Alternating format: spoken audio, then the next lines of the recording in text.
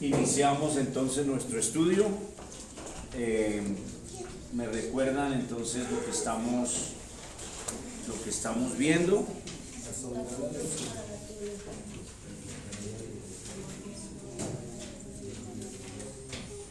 ¿En qué quedamos entonces?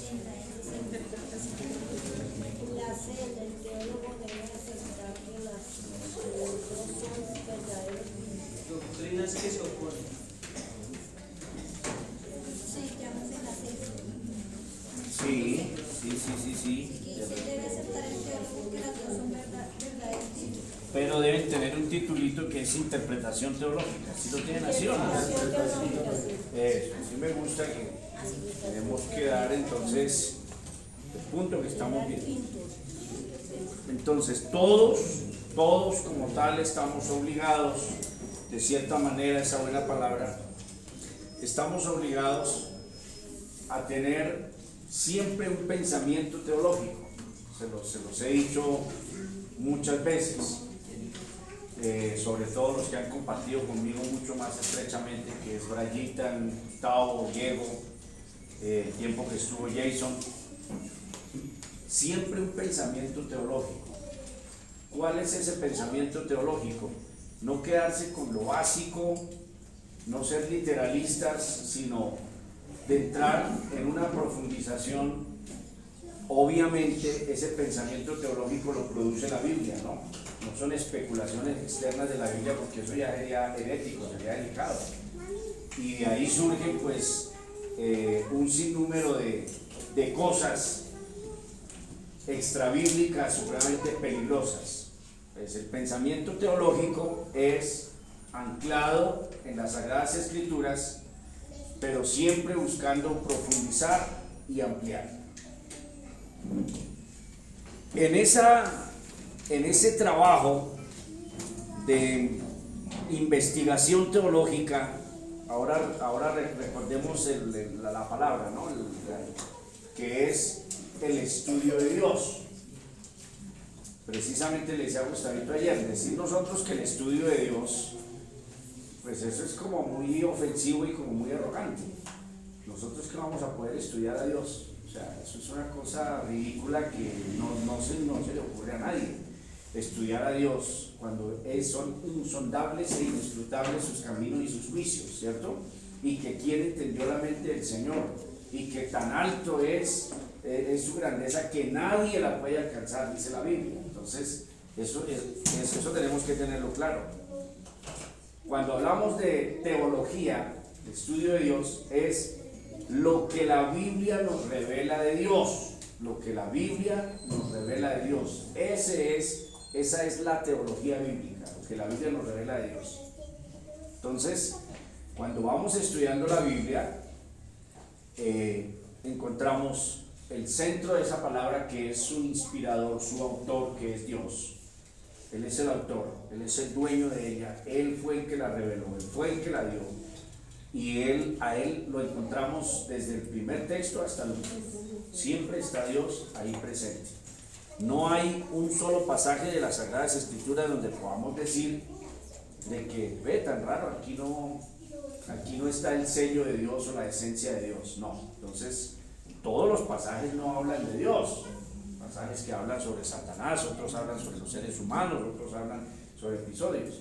Pero lo que no podemos decir es que lleguemos a un pasaje donde dice, ve, tan extraño, aquí no tiene esencia de Dios esto, pareciera. Entonces, si no tiene esencia de Dios, entonces no es autor Dios de su palabra, sino fue un ser humano el que le metió ahí ese fragmento. Si un ser humano metió ese fragmento, entonces eso no es palabra de Dios. Pero como nosotros defendemos este canon, este libro, que es palabra de Dios desde el primer texto hasta el último texto de Apocalipsis, es inerrante, es suficiente, es Dios el autor de la palabra del Señor, su inspiración divina. Entonces Dios está en toda su palabra, de manera que a medida que vamos estudiando, pues vamos encontrando a ese Dios y vamos desarrollando ese pensamiento teológico. Pero nos encontramos con algo que es en lo que nos vamos a centrar hoy. Nos vamos a encontrar que al parecer hubiese contradicciones en la palabra del Señor, ¿cierto? Entonces, van ustedes a dedicarse de una vez, apunten, van ustedes a dedicarse a estudiar un poco esta semana, por ejemplo, el Dios Trino.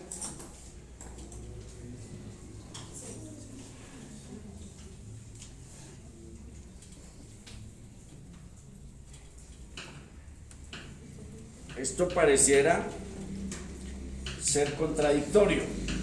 Ahora, les doy una clave.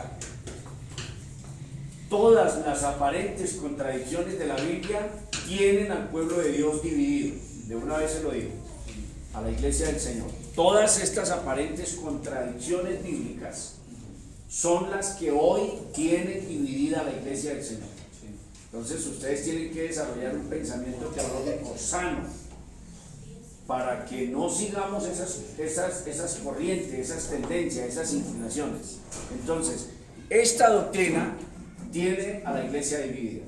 Entonces están los unicitarios y están los trinitarios. Esta doctrina tiene dividida, ¿cierto? Otra. Apúntenlas ahí.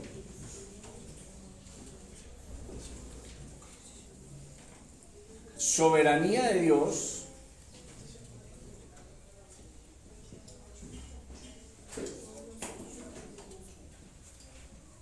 Soberanía de Dios, como por poner aquí versus es así. Sí.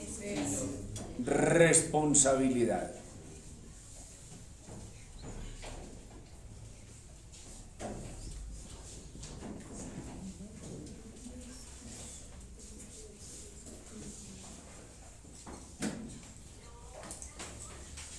Pero no van a ser perezosos.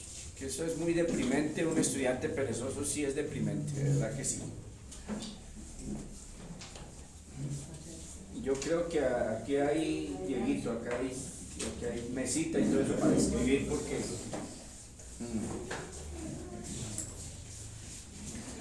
esta también tiene dividida la iglesia, porque si esto es verdad, entonces pareciera que esta es mentira. Y si esta es verdad, pareciera que esta es mentira. Es decir, que parece que las dos no pueden caminar juntas. Vamos a esforzarnos hoy por darle un pequeño toque a todo esto. Es decir, ayudarlos y ponerlos de una vez en esa perspectiva del pensamiento teológico, ¿cierto? Por lo general, miren, a medida que voy escribiendo se van viniendo cosas y una vez las voy diciendo, no importa que se vaya a la clase en todo eso. Por lo general, nosotros somos como esos niños, como esos bebés o esos niños que se van detrás del grande que va adelante. Siempre el unicitario se hace matar porque en su iglesia le enseñaron que Jesucristo es el Padre, Jesucristo es el Hijo y Jesucristo es el Espíritu Santo, y él se hace matar y él no ve nada más.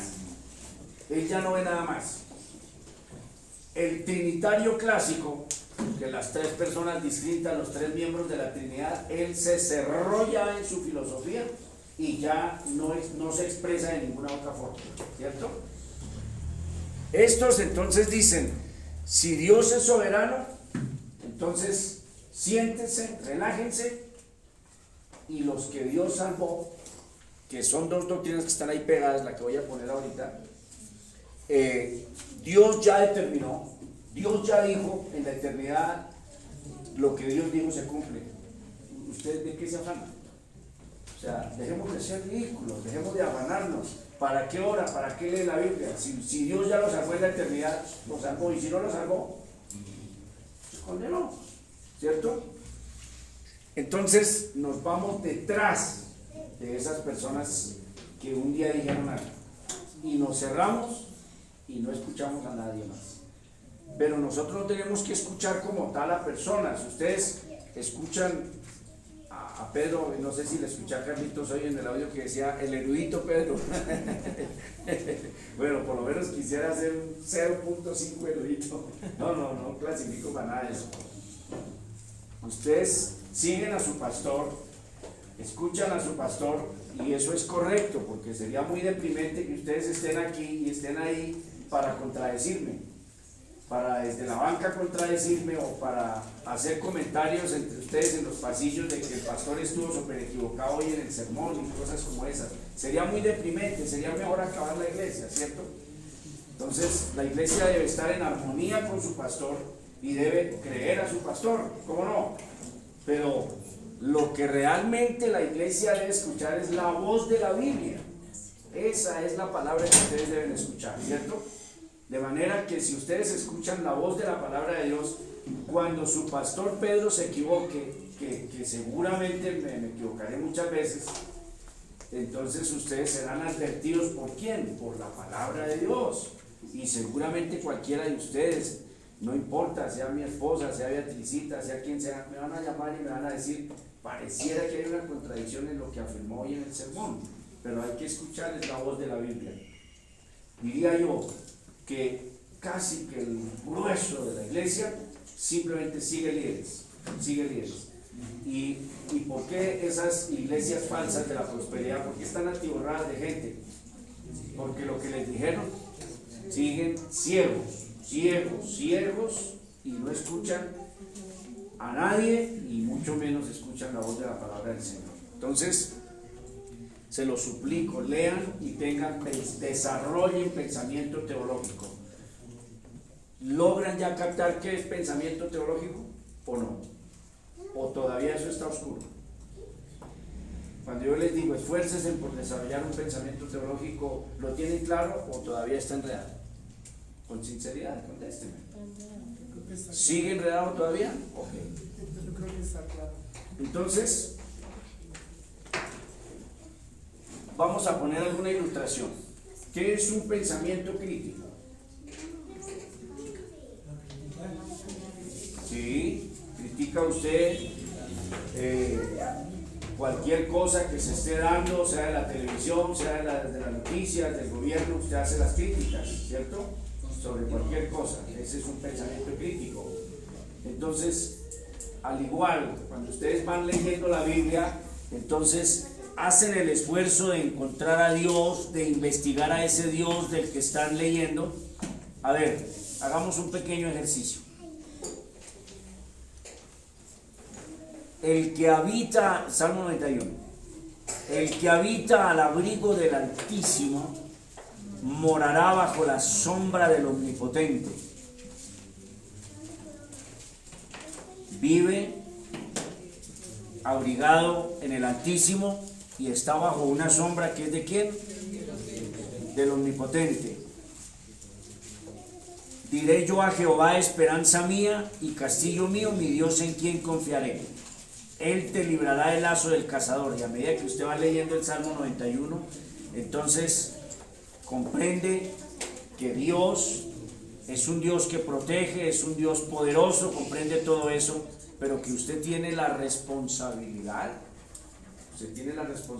de buscar a ese Dios, ¿cierto? De acercarse a ese Dios, de tener una relación con Él, que no es simplemente que todos estamos bajo la sombra de como el inconverso y el católico que abre la Biblia ahí, estúpidamente pensando que tal vez teniendo la abierta ahí, entonces, no sé, el diablo cuando ve la Biblia abierta, él se aterra tal vez o se asusta.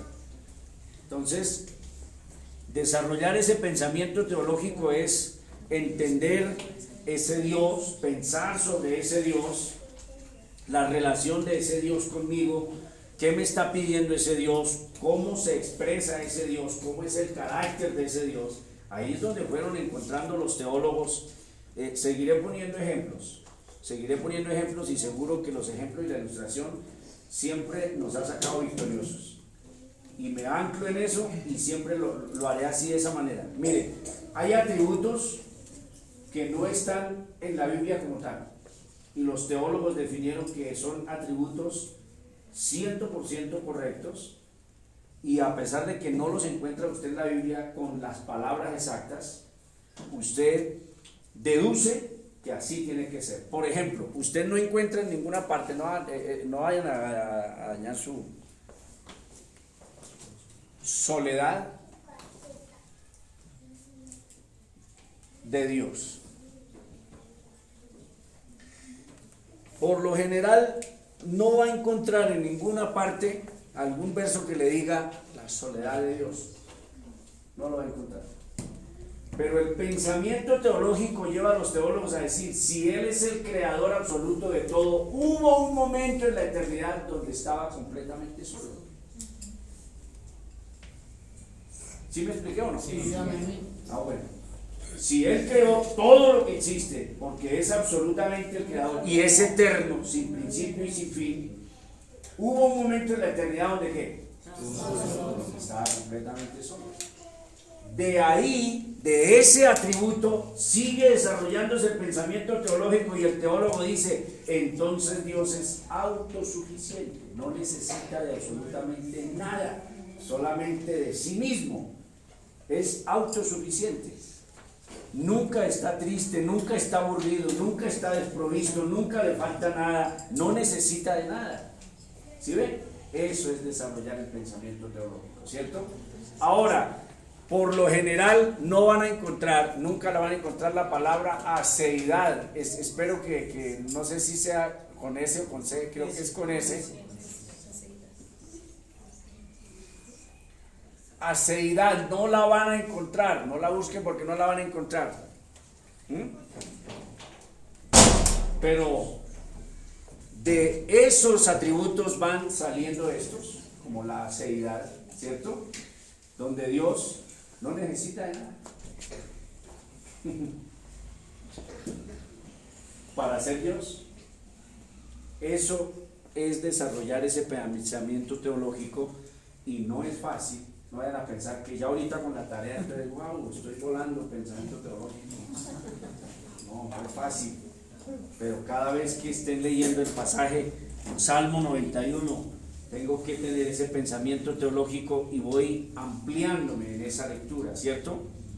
Entonces hay fuerzas del mal, está Dios por encima de todo, pero Él permite que haya fuerzas del mal, pero si yo estoy bajo su amparo, Él me librará de esas fuerzas del mal que están presentes todos los días a mi alrededor, pero si estoy a su abrigo, Él me cuida.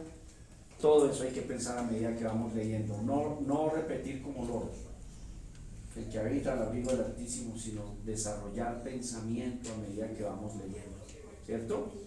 Cuando lleguemos a partes complejas, usted tiene que volver a leer y seguir pensando en eso que está leyendo. Dice, hombre, aquí hay algo asombroso en esto que estoy leyendo, y vuelve y lee y le pide al Señor que le ayude a desarrollar ese gran pensamiento. Por ejemplo, voy a poner un ejemplo en el apóstol Pablo en Romanos 11.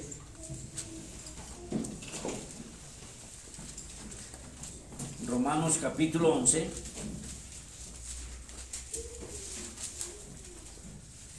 Algo deprimente de la academia es que el profesor coge su método y el que entendió, entendió, y el que no entendió,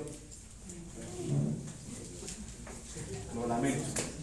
Él no se queda ahí, él no se queda como estoy haciendo yo acá tratando de, dice Beatriz, no, está enredado lo del pensamiento teológico, no entiendo nada de eso. Entonces, pero Diego me dice, no, creo tenerlo claro, pastor. Bueno, entonces, que mi Dios haga su santa voluntad y sigamos con él. No soy capaz de hacer eso, ¿por qué? Porque entonces ustedes quedan, digo, un pensamiento teológico, pero ¿qué será eso? Mire el apóstol Pablo cómo termina su exposición de la soberana elección cuando él da la explicación, que no puedo ponerme a leer Romanos 9, 10 y 11, puedo ponerme a leer y a exponer lo que es, imagínense, aquí nos da la medianoche y más. Entonces, cuando él comienza a explicar la soberana elección, cómo Dios soberanamente ha elegido a unos, a un grupo selecto de la humanidad lo ha elegido para salvación, y comienza él a explicar todo eso, y dice de acá y dice de acá, y toma los ejemplos en ese brillante pensamiento teológico del apóstol Pablo. Entonces, su tremendo pensamiento teológico, cuando termina, queda abrumado.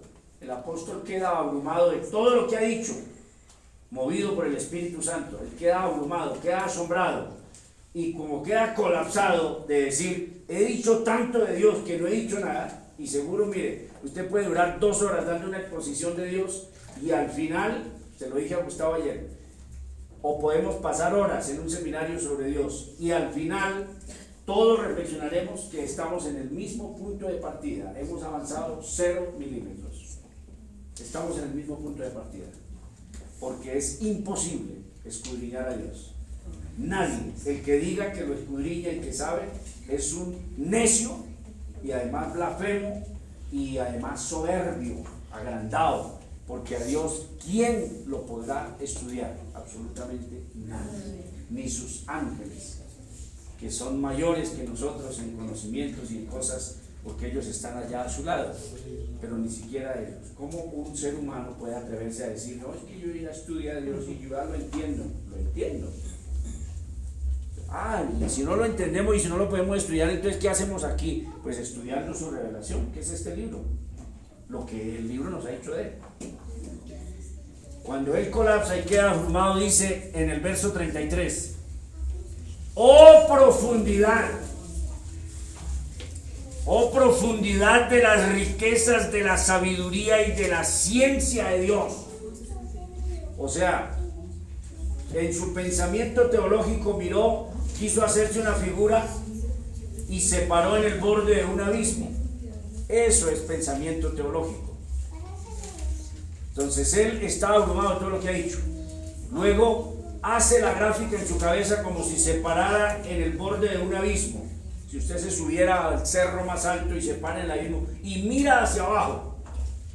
Y entonces quiere ilustrarlo con eso y dice, oh profundidad, es decir, él quedó así, que dijo, si me voy a este vacío no alcanzo a ver, no veo el final de este abismo. Oh profundidad de qué? De las riquezas y de la sabiduría, de las riquezas, de la sabiduría y de qué. O sea que él quedó colapsado de ver que Dios es infinitamente sabio y que su ciencia es abrumadora. Cuán insondables son sus juicios. Y ustedes ya saben la palabra insondable, porque viene de sonda, es decir, da, y añade, y cuando menos piensa, está en ceros. Por eso digo, vamos a durar 1 año estudiando a Dios, y el día que reflexionemos, hemos avanzado 0 milímetros. Estamos en el mismo punto de partida. Cuán insondables son sus juicios y los caminos del Señor son ¿qué? Inescrutables. Entonces ya saben que escrutar es sacar de una caja. Sacar, saca, sigue sacando. Y dice, hombre, pero llevamos 15 días sacándole a esa caja. No, pues mire, está llena, no hemos sacado nada. Llevamos 20 años estudiando la Biblia, no sabemos nada. Pastor lleva 50 años estudiando la Biblia, no hemos avanzado un 0.1. Porque es imposible llegar a escrutar los caminos de Dios. Inescrutables sus caminos, y se sorprende él. Porque ¿quién entendió la mente del Señor? Ese es pensamiento teológico, es lo que él está reflexionando sobre Dios. ¿Ya avancé un poquito más o no lo logré? ¿O no lo logré nada? Usted dice, pero ¿de qué pensamiento teológico? No entendieron nada, o estamos entendiendo. Dice, ¿quién entendió? Porque ¿quién entendió la mente del Señor o quién fue su consejero? ¿Está reflexionando? ¿Está pensando teológicamente?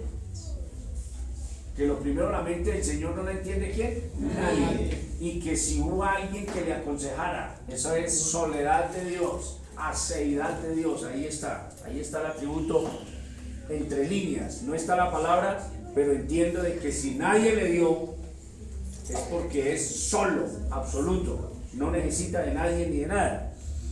¿Quién le dio a él primero para que le fuese recompensado? Es decir, que si hubo alguien que le diera algo para que Dios se lo pague, nadie, no existe. Porque de él, mire esto, pensamiento teológico, porque de él todo pertenece ¿a quién? A él. Por él, eso es pensamiento teológico, por él. Y para él son ¿cuántas cosas? ¿Cuántas cosas? El diablo es de Dios.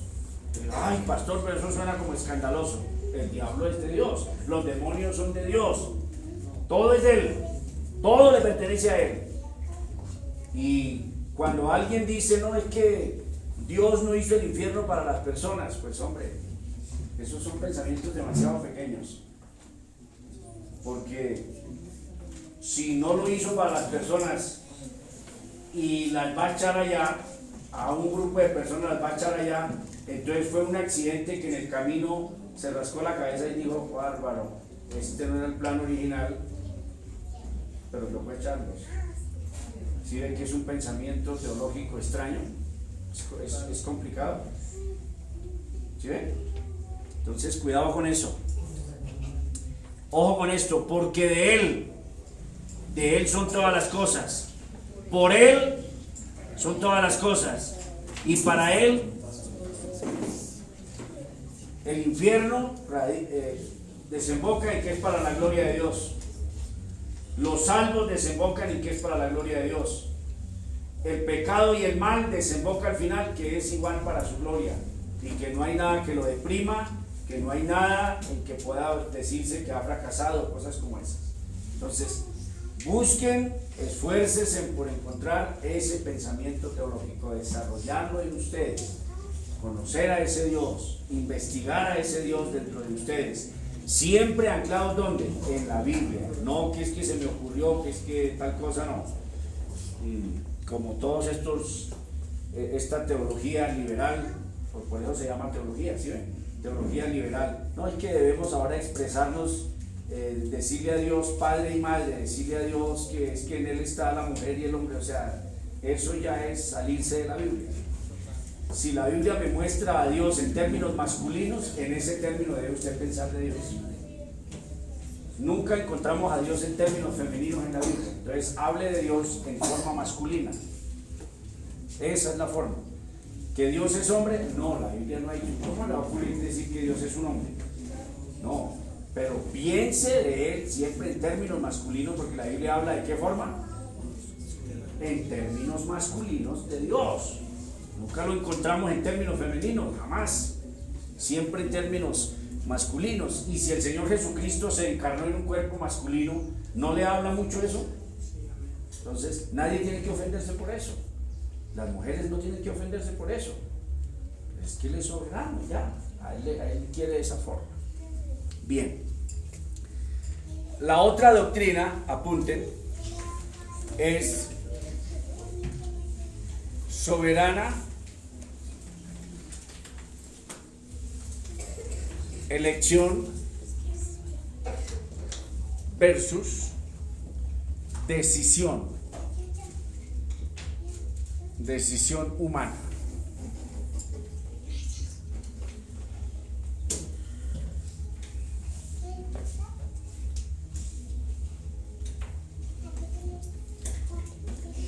Dios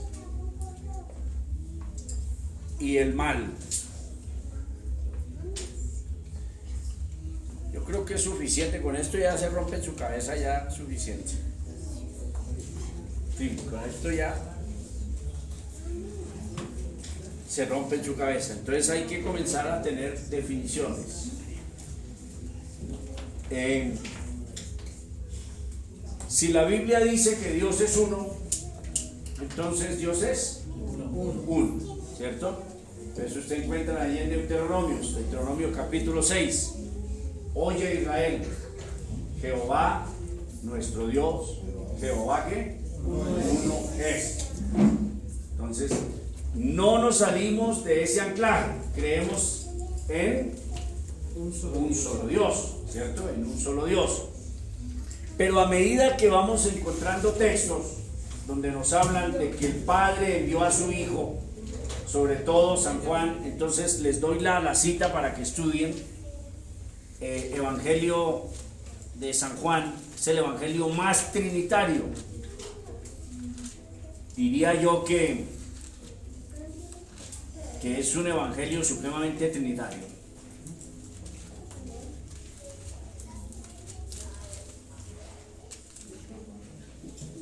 Por ejemplo, San Juan 14. San Juan 14 es Es suficiente San Juan 14.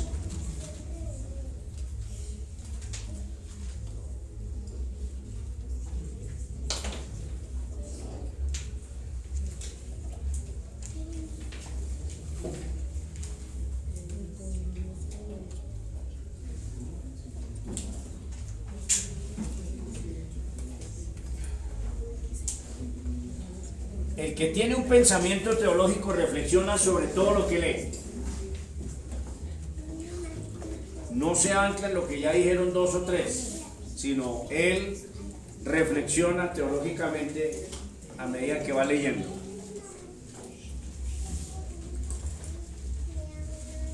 No se turbe vuestro corazón. ¿Tiene San Juan 14? San Juan 14. Aquí tocáis con Biblia. La academia por lo general le dan las pautas, pero toca con Biblia hacer los ejercicios y entonces uno entiende mejor, mucho más bonito. No se turbe vuestro corazón, creéis en Dios, creed también en mí. ¿Cuántos se encuentra usted ahí? ¿Se da cuenta que esto no es tan fácil? Otra vez, por eso hay que leer despacio. No se turbe vuestro corazón, creéis en Dios, creed también en mí. ¿Cuántos se encuentra usted ahí? Está hablando Cristo. ¿Encontramos cuántos? Dos. Que si creen en Dios, crean también en ¿quién? En mí. O sea, en Cristo. ¿Entonces encuentro cuántos? Dos. Eso ya tiene que llamar su atención. Esa frase ya tiene que llamar su atención. Entonces, las personas comienzan a encontrar esas contradicciones y quieren desarrollarlas, quieren desglosar esas contradicciones y darles una explicación, sea racional. Estas dos palabras, racional o filosófica.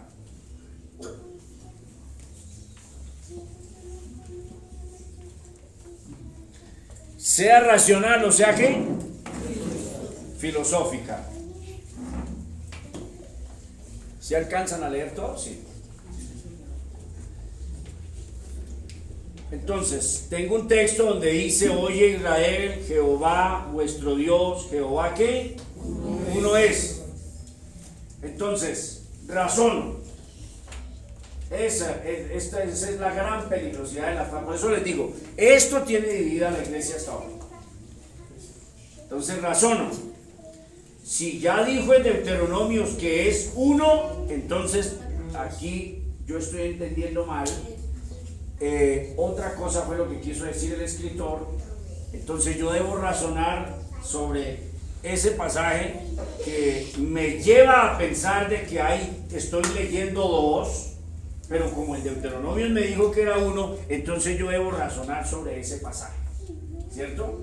Y el mismo ejemplo es de San Juan 1:1. En el principio era el verbo y el verbo era con Dios. ¿Cuántos lee ahí? ¿Cuántos lee? Dos, ¿cierto? Y el verbo era con Dios y el verbo era ¿qué? Dios. Entonces, hay momentos donde le está diciendo que es uno y hay momentos donde le dice que son dos. ¿Sí ven? Vayamos al ejercicio.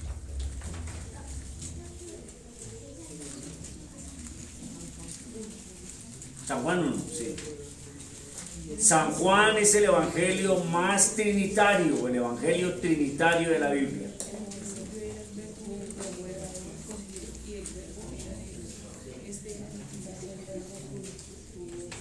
En el principio era el verbo y el verbo era con Dios. ¿Cuántos encontramos? Dos.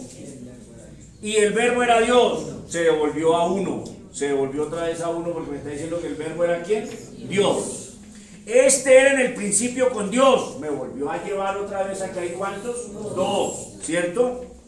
Todas las cosas por Él fueron hechas y sin Él nada de lo que ha sido hecho fue hecho. Ya el verso 3 me está diciendo que Jesucristo fue el creador. Amén. Que el Verbo fue el creador de todo lo que existe. Y eso tiene que darnos a pensar, Lolita. Eso tiene que traerle un pensamiento a usted, una reflexión, ¿cierto? Entonces, las personas siguen estos caminos. Razonar. Entonces, el unitario dice, algo anda mal, pero como no podemos decir que la Biblia es la que anda mal, entonces es que eso que yo veo que está mal, o que yo veo que me lleva a mirar que hay dos, debe ser que yo estoy pensando mal, estoy razonando mal, lo estoy leyendo mal. Entonces debo someter eso que estoy leyendo a un raciocinio. Entonces racionalizaron los unitarios, razonaron. Entonces está Dios. Esto lo vieron ustedes en su discipulado, algunos. Entonces está Dios, que es uno, ¿cierto? Razona el unitario. Entonces que Él, cuando creó todo, fue Padre. Esto es puro racionalismo. Esto no es bíblico. Ellos dicen que eso es bíblico, pero no es bíblico por ninguna parte. Es racional. En la eternidad, cuando no había nada, cuando no existía nada, no había creación, no había gente, no había nada, entonces Dios, ellos llaman esto manifestación.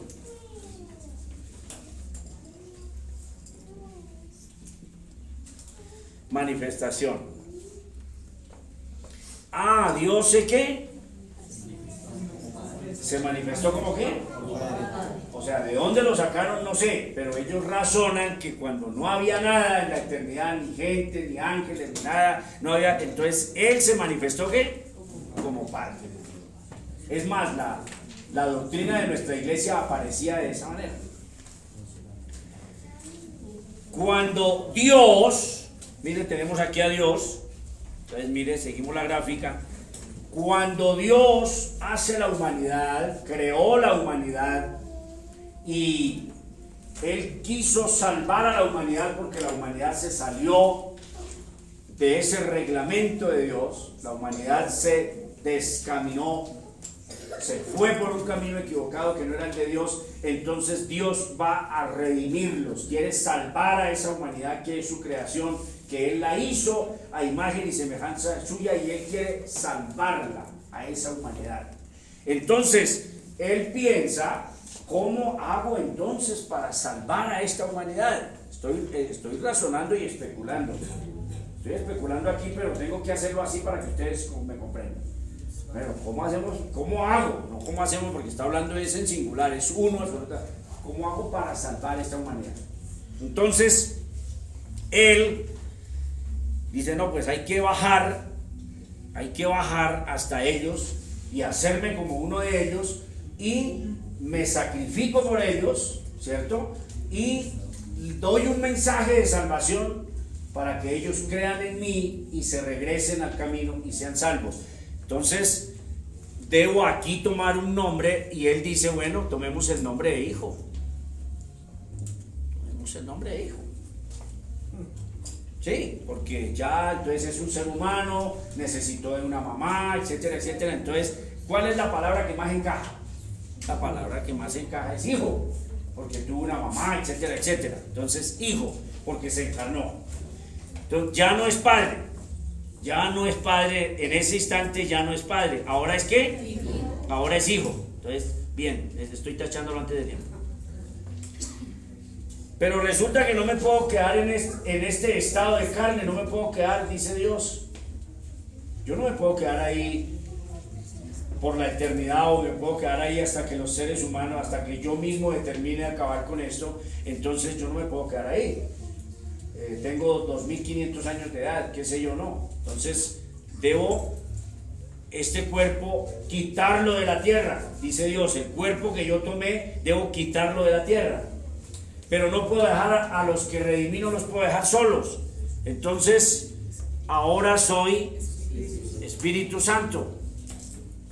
Entonces me he manifestado como Padre, Me he manifestado como hijo y me he manifestado como ¿qué? Como Espíritu Santo. Esto es racional, pero esto no es bíblico. Esto por ninguna parte tiene. Es más, ¿sabe qué dice el unicitario? El unicitario se hace matar y dice que ellos creen y enseñan conforme, ceñidos a las Sagradas Escrituras. ¿Cómo logran en su mente? Yo no sé. Pero esto tiene de todo menos de Biblia, porque la Biblia no dice así. Por ninguna parte. Bien. Filosóficamente, vamos a explicar la parte filosófica. ¿Ya esto lo tienen? Sí.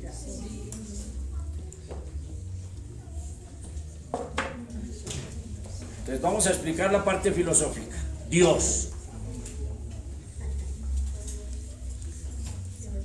Dios es uno.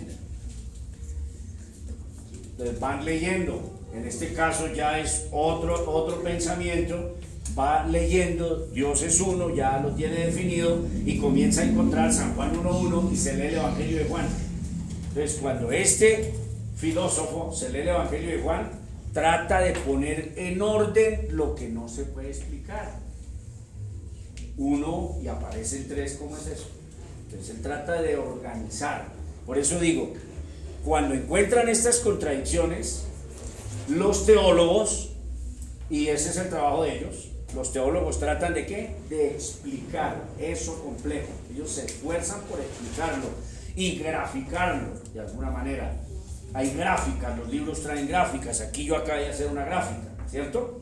Entonces este trata de filosofar sobre eso que encontró, que aparentemente es una ¿qué? Una contradicción. Si es uno, es uno. Y si son tres, son tres. Pero él encuentra un problema que no podemos decir que son tres dioses. El Padre un Dios, el Hijo otro Dios y el Espíritu Santo otro Dios. Entonces tenemos ¿cuántos dioses? Tres. Pero como yo no puedo decir eso porque contradice ¿qué? Contradice la Biblia. Entonces trato de razonar. Entonces Dios, esto es pura filosofía pura. Esto es Sócrates. Coexiste. No sé si será con doble O.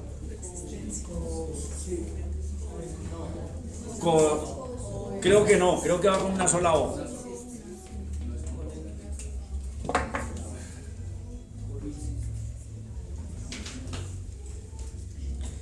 ¿Qué es co? ¿Qué es co? No me vayan a responder con cosas raras, como una hermanita que decía, hermanita, su merced venía solito. No, venía con el Señor. Eso es ser irónico y ser repostero. No se hace eso. No se hace eso acá. Estos estudios son muy serios. ¿Listo? ¿Qué es co? Que está de algo. Que siempre está acompañado. Copiloto, ¿cierto? Coherederas. Las mujeres son coherederas. ¿Qué es coherederas? Que están ahí pegadas, no se nos quitan para nada. Doy un paso y da un paso. Doy para atrás y da para atrás. Son coherederas. Co, entonces ese co aparece en español con doble O, ¿cierto? Ese co es que está siempre acompañado.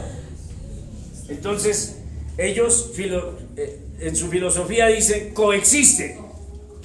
Entonces coexiste en tres personas. ¿De dónde sacaron eso? No tengo ni idea de dónde lo sacaron. Pienso que lo sacaron de aquí, de la filosofía, ¿cierto? Tal vez lo sacaron de ahí. ¿Coexiste qué? En tres personas. Pero además le pusieron otra palabra más bonita.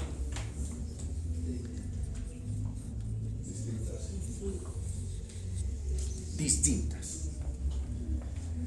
Entonces agregaron más filosofía todavía. Le siguen metiendo más filosofía para explicar esto. Los tres miembros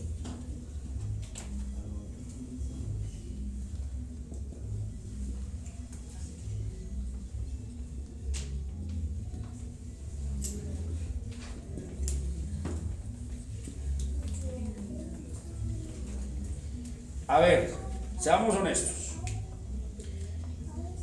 Arranqué aquí, coexiste Ya hay como problema. Y cuando usted lee los 3 miembros, en su mente, ¿qué imagen tiene?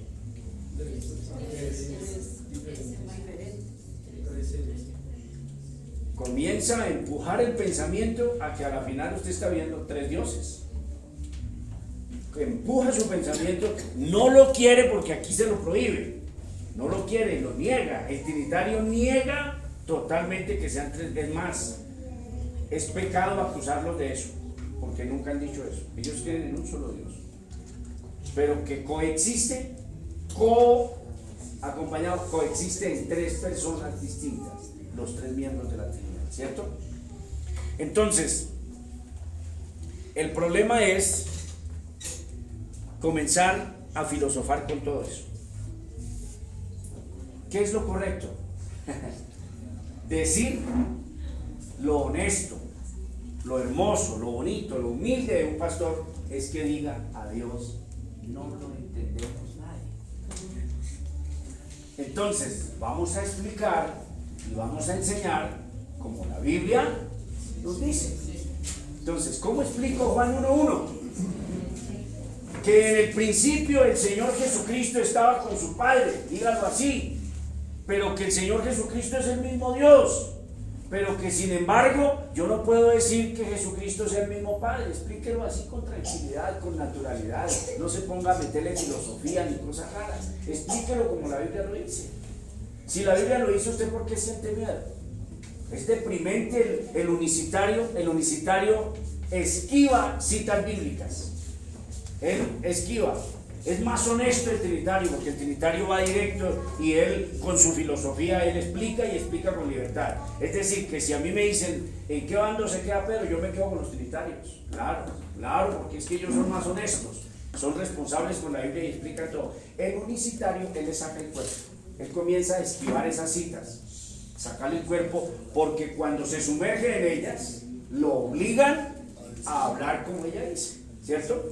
Vuelvan a San Juan 14. Quería hoy demorarme un poquito acá con aquello de su pensamiento teológico, porque con la Biblia se van a encontrar eso. O si no, caeríamos en el horrendo delito de la Iglesia Católica. La Biblia es un libro tan super espiritual que solamente los iluminados y los elevados la pueden interpretar. Es solamente para el Santo Padre, para el Papa y para los cardenales, los teólogos de la Santa Madre Iglesia, y los demás ni se les ocurra mirar ni tocar ese libro porque se vuelve loco. Ese es el pensamiento católico, porque al ver que una persona común y corriente lee ahí y dice: oiga, y aquí están mal. El más ignorante, por ejemplo, dice Alonso que él no sabe leer, que él sufre, que él sí quiere venir. Venga, Alonso, y escuche y aprenda y esfuércese por leer. Alonso bregando a deletrear, con solo leer, por ejemplo, por enredado que lea Alonso, cuando lea Éxodo 20 dice: no te harás imagen de ninguna cosa, él entiende, dice: ve, de aquí aquí está diciendo que no hagamos imagen, y esta gente tiene aquí 10 por este lado y 10 por ese lado de allá. Entonces de una vez la persona dice: aquí está dando mal. Entonces por eso le dicen a la gente: no se involucre con el libro. Y se acuerdan de lo que les conté de los israelitas que le dijeron a las personas en las sinagogas: no leamos Isaías 53 porque se parece demasiado al Mesías de los evangélicos, o de los cristianos. ¿Eso es honesto o es horriblemente deshonesto? Muy deshonesto, claro. Perverso, ¿cierto? Claro. Deshonesto. Entonces, el unicitario esquiva textos y comienza a darles, dice: y ahí donde está diciendo que Dios son 3, y ahí donde la Trinidad dice: la Trinidad es diabólica, dice muchos. La Trinidad arrancó en el concilio de Nicea y una cantidad de cosas. A mí no me importa quién dialogaron en el concilio de Nicea, o sí me importa, o como pastor tiene que importarme, pero yo lo que estoy es lo que estoy leyendo acá en mi Biblia. A eso es que voy, a lo que yo leo aquí. No si en el concilio de Nicea dijeron esta fórmula. Yo no estoy de acuerdo con esto. En el discipulado yo les he dicho que crean así. Yo no estoy de acuerdo con eso. Y los que estén conmigo en este púlpito, nunca se les ocurra decir esto. porque eso no está en la Biblia. Yo no lo he encontrado por ningún lado. Todas la he leído y yo no he encontrado eso.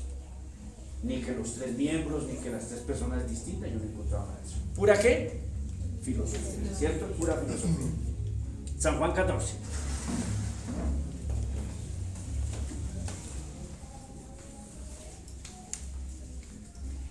Dice el verso 5 para entender el contexto. Y le dijo Tomás: Señor, no sabemos, gracias, no sabemos a dónde vas. ¿Cómo pues podemos saber el camino? Jesús le dijo: yo soy el camino, la verdad y la vida. Nadie viene al Padre sino por mí. Estoy leyendo, no les dije. Estoy leyendo el 5, sí, yo creo que sí lo dije. 14:5. Yo soy el camino, la verdad y la vida. Nadie viene. No dijo pa. En el original griego está viene. Jesucristo es Dios. Jesucristo es Dios. Uno con el Padre. Sin embargo, Jesucristo no es el Padre. ¿Contradictorio? ¿Difícil de entender? Sí, para mí sí. Pero yo tengo que creer en la Biblia ciegamente, porque ella me dice que así es. Nadie viene, no dijo nadie va, sino nadie qué. Es decir, que Él es uno con el Padre. Sino por mí. Si me conocieses, también a mi Padre conoceríais. Misma esencia, mismo Dios. Misma esencia, mismo Dios. Si me conocen a mí, conocen al Padre. El unicitario dice que ahí está diciendo que Él es el Padre. No, Él no está diciendo eso. Nunca ha dicho Él eso. Yo los reto a que lean el Nuevo Testamento y me traigan en 8 días las citas donde Jesucristo dijo que Él era el Padre. Los reto que lo hagan. Porque nunca van a encontrar tal texto. No lo encuentran. Él lo que está diciendo es que Él y el Padre son uno. Pero no está diciendo que Él es el Padre. ¿Sí ven? Bien. Yo soy el camino, la verdad y la vida. Nadie viene al Padre sino por mí. Si me conocieras, también a mi Padre conocerías. Y desde ahora le conocéis y le habéis visto. ¿Jesucristo es Dios? ¿Jesucristo es Dios? Ahí está diciendo que Él es Dios. Que porque si lo han visto a Él, es exactamente igual como haber visto al Padre. Felipe le dijo: Señor, muéstranos al Padre y nos basta. Jesús le dijo: ¿tanto tiempo hace que estoy con vosotros y no me has conocido, Felipe? Ese texto para ellos es delicioso, porque cuando dice no me has conocido, es como el equivalente que estuviera diciendo yo soy el Padre. Pero no hay texto sin contexto. No hay texto sin contexto, no existe. Vengan acá, presten toda su atención. Entonces, tanto tiempo hace que estoy con vosotros y no me has conocido, Felipe, es el equivalente como si estuviera diciendo yo soy el Padre. Pero como sigue un contexto y usted tiene que respetarlo, usted no puede quedarse ahí, sino tiene que leer la siguiente cifra: el que me ha visto a mí, ¿qué? Entonces vuelve y dice que Él no es el Padre, sino que el que lo ha visto a Él es como si ¿qué? Como si hubiera visto al Padre. ¿Cómo pues dice muéstranos al Padre? Entonces lo que Él está diciendo es que Él es Dios. Jesucristo es Dios. Aclaración, verso 10, viene la aclaración. Por eso nunca saquen conclusiones sin contexto. Nunca saquen ninguna conclusión sin haberse sumergido en el contexto. ¿No crees que yo soy en el Padre? ¿Sí ve? ¿No crees que yo soy en el Padre?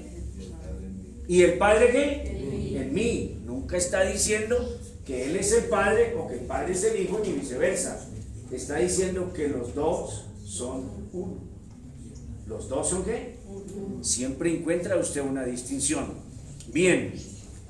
Y ya sigue hablando del Padre. Creedme que yo soy en el Padre y el Padre en mí. De otra manera crean entonces. Verso 15. Si me amáis, guardad mis mandamientos. Y yo rogaré al Padre. Entonces se complica más. Ahora se complica más porque ahora apareció otro. Hasta el momento vamos con 2 en Juan 1 y Juan 14 hasta el 14, pero ahora en el 15 nos aparece otro. Y si me amáis, guardad mis mandamientos. Si yo rogaré al Padre y os dará. ¿En su Biblia está la palabra otro o no está la palabra otro? Otro. Ah, otro. Entonces, cuando dice que apareció otro, es otro que apareció. Eso es lo que dice nuestras Biblias. Y yo rogaré al Padre y os dará otro consolador para que esté con vosotros para siempre. Se sobreentiende con claridad que nos está hablando de una Trinidad, ¿o no? O definitivamente no. El Espíritu de verdad, el cual el mundo no puede recibir, ni le ve, ni le conoce, pero vosotros le conocéis, porque mora con vosotros y estará con vosotros. No os dejaré huérfanos, vendré a vosotros. Está diciendo que Él es uno con el Espíritu Santo también. Está diciendo que Él es uno con el Espíritu Santo, porque está diciendo que Él viene y está con nosotros. ¿Sí ven? Etcétera, etcétera. Todavía no me veréis. Y verso 25. Os he dicho estas cosas estando con vosotros, mas el Consolador, el Espíritu Santo, a quien el Padre enviará en mi nombre, Él os enseñará todas las cosas y os recordará todo lo que os he dicho. No encuentro por ninguna parte la doctrina unicitaria que el Padre dijo, ahora voy a ser Espíritu Santo. Ahí está diciendo es que le rogará al Padre y que el Padre enviará otro Consolador. ¿Renunciamos al Evangelio? ¿No creemos en la Biblia? ¿Nos decepcionamos de Dios? ¿O resolvemos humildemente creer que la palabra del Señor es toda verdad? Amén. Así es. Entonces, esta fórmula hay que cambiarla. Y yo no estoy diciendo que yo soy teólogo, lejos de ir a decir que yo soy teólogo, mejor dicho, ni se me ha pasado eso por la mente. Esta es la fórmula correcta. Y lo estoy diciendo no con soberbia, lo estoy diciendo con humildad. Esta es la forma que debería aparecer en todas las confesiones, de todas las iglesias, y no estar divididos estúpidamente por algo que la Biblia afirma. Es que la Biblia lo afirma, no es que yo tengo que esforzarme, sino que la Biblia lo afirma. Entonces, debe cualquiera de ustedes de los de así, yo creo, vuelva y colóquenlo en su yo creo en un solo Dios. Yo creo en un solo Dios. ¿Por qué? Porque yo creo en Deuteronomios 6, donde dice Jehová vuestro Dios, ¿qué? Jehová vuestro Dios, uno es. Y creo en todos los textos de la Biblia donde me afirman que hay un solo Dios. Yo creo en eso. Y no lo refuto, ni me pongo a investigarlo, no. Creo que hay un solo Dios, ¿cierto? Pero yo creo, ¿ustedes creen en el Evangelio de San Juan? Amén. ¿Creen en San Juan 1, San Juan 14? ¿Creen que aquí esto es verdad, absoluta verdad? Ah, bueno, y como mi raciocinio, mi pensamiento teológico me llevó a que yo encuentro tres, con sencillez encuentro tres, desde que lo estoy viendo ahí. Es más, en el bautismo de Jesús, ¿cómo le explica el unicitario? El unicitario también hace uso, tiene una parte humilde, el unicitario, donde dice, pues, si Dios es el Cordero y es el sacerdote, pues ¿por qué no puede ser Padre e Hijo a la vez también? Entonces ellos también se salen por la tangente. Miren, como creo plenamente en lo que la Sagrada Escritura dice, Deuteronomio y todos los textos donde me dice que hay un solo Dios, pero yo creo también en esta palabra que es igual, no es menos ni es más. Entonces yo creo en un solo Dios que es trino, mi Dios es ¿qué? Trino, Padre, Hijo, Espíritu Santo, ¿cierto? Yo le agregué absoluto e indivisible.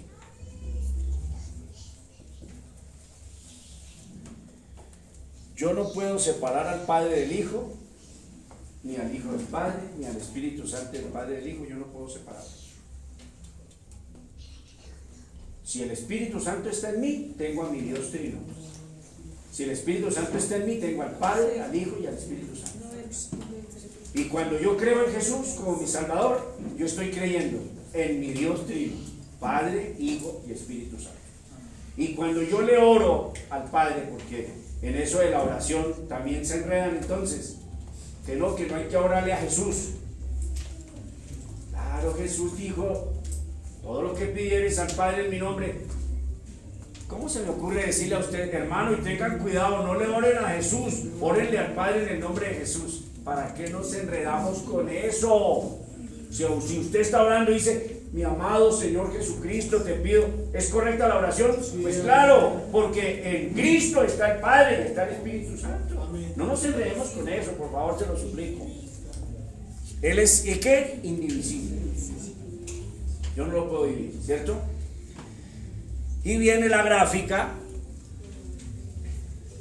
¿cierto? Viene la gráfica entonces de Padre, de Hijo y Espíritu Santo. Ahí está, un Dios.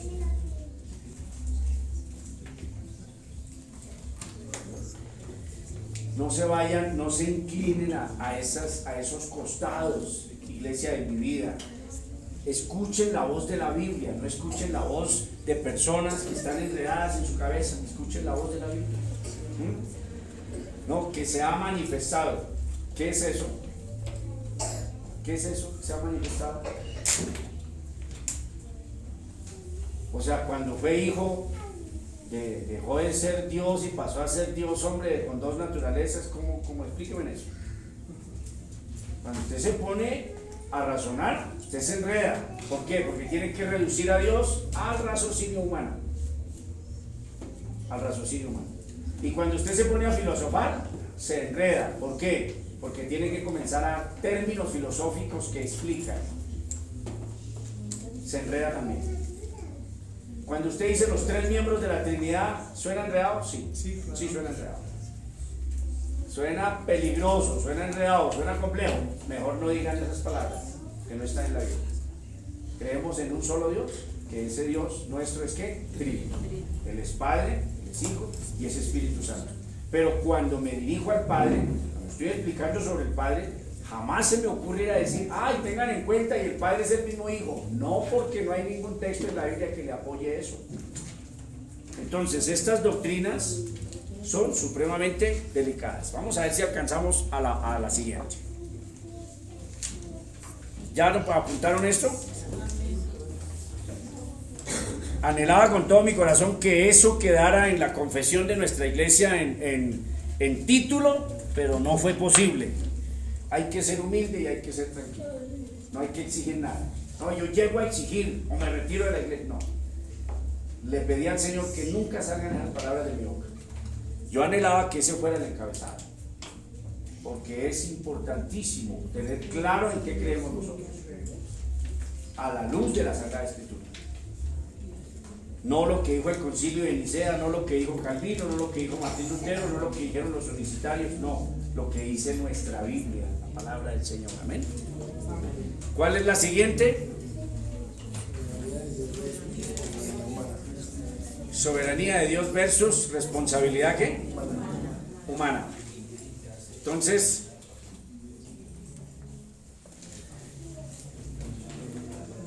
vamos a buscar rápido Génesis. Ejemplo.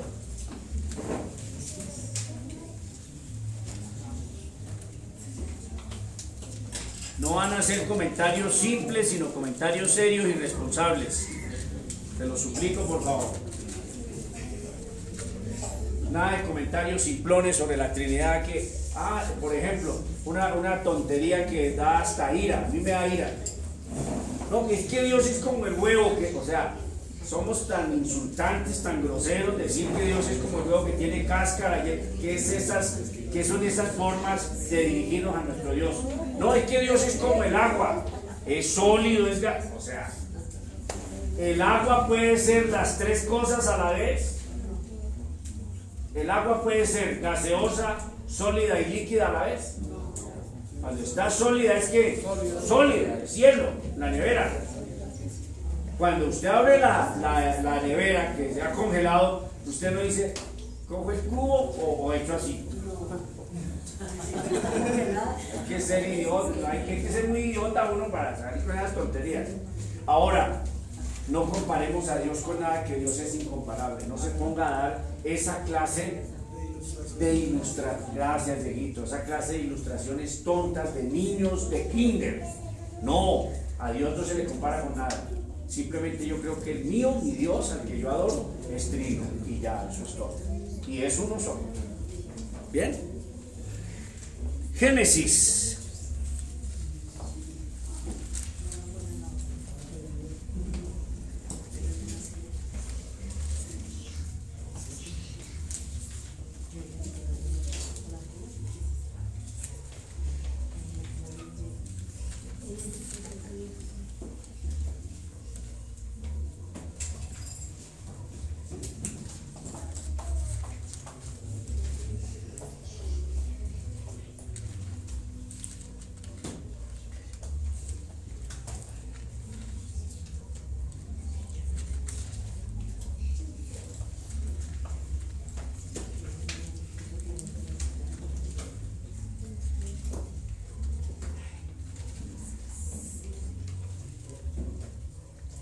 Bueno, 37.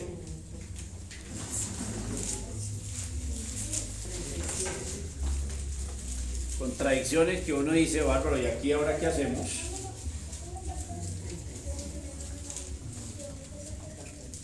Pecados, de una vez vayámonos sumergiendo, pecados que Dios usó para bien.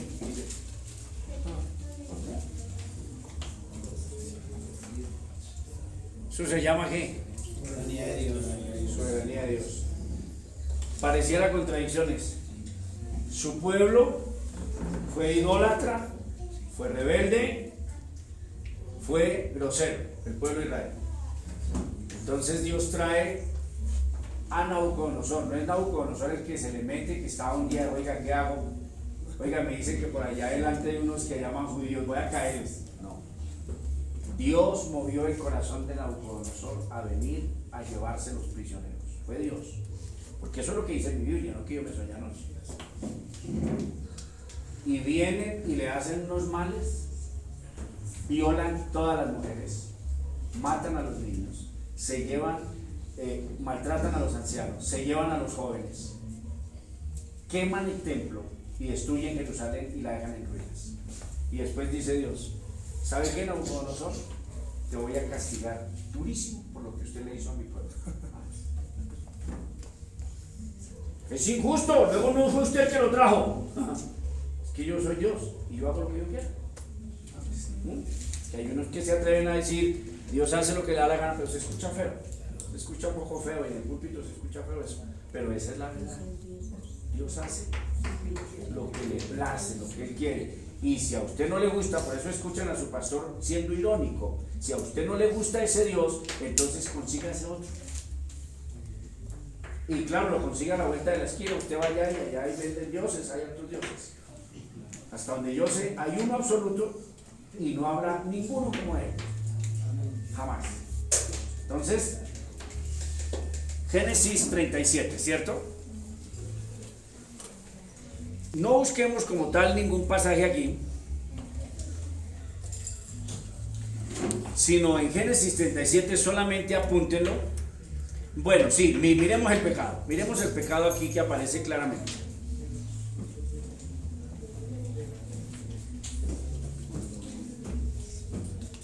(37:11)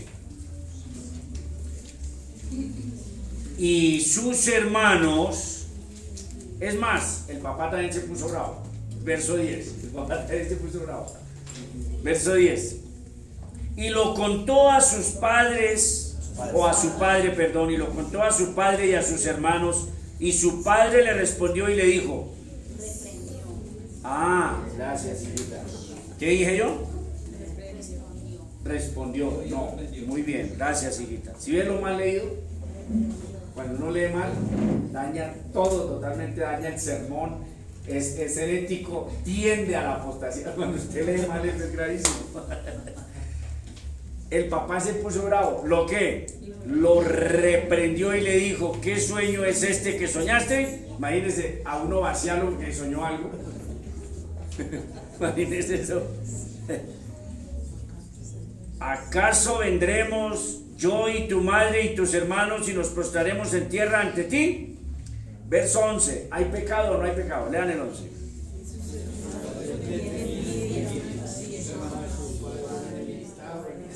A ver, ¿la envidia es pecado? Ah, bueno. Bien.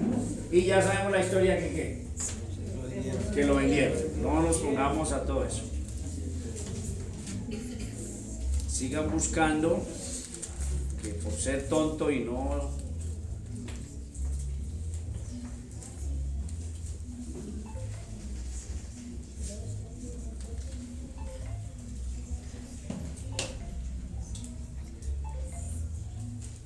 Bien, 45.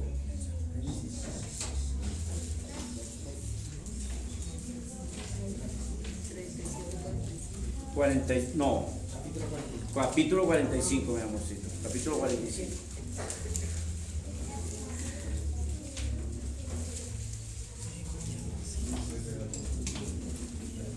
Entonces,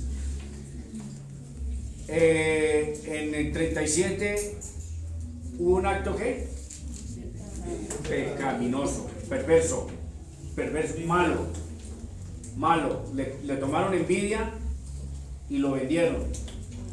Que si usted se entera que un hijo suyo vende a otro hijo suyo, yo creo que el corazón de uno se le transforma. Si nomás cuando vemos a nuestros hijos hacer cosas malas, se nos rompe el corazón, nos da dolor, tristeza, ira. Ahora, que usted se entere que un hijo suyo vendió a otro hijo suyo, a su propio hermano lo vendió y cobró. Ejemplo, en nuestros días un secuestro, y fue y lo entregó y lo secuestró y cobró el dinero, eso da mucha rabia, ¿cierto? Y sería un acto horriblemente ¿qué? Pecaminoso. Verso 4. Entonces José, ya no está en el 46, 45, perdón. Entonces José dijo a sus hermanos, acercaos ahora a mí, y ellos se acercaron, y él les dijo, yo soy José vuestro hermano, el que vendiste para Egipto. Ahora pues, no os entristezcáis ni os pese.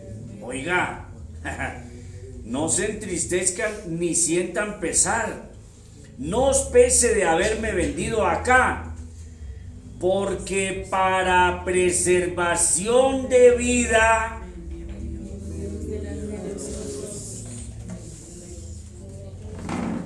¿quién fue el que lo envió? Dios. ¿Y qué método usó Dios para enviar? Usted quiere cerrar la Biblia y decir que a usted no le gusta eso. Por eso el cristianismo no es para todos, y el cristianismo bíblico menos. Por eso los grupos son pequeñitos, porque si aquí hablamos de prosperidad y de todas esas cosas, esto se llena, y de milagrería y de declarar, esto se llena. Pero cuando usted comienza a enseñar esto, entonces las personas dicen, ya me desilusiono. ¿Cuántas veces Dios permite que el ladrón nos quite todo? Que nos pasen cosas, ¿cierto? Que se muera el familiar, que nos pasen cosas para llevarnos a un propósito. Pero uno dice, un Dios santo usó un método pecaminoso. Ahí lo está diciendo literal, yo no estoy agregándole ni inventándole nada.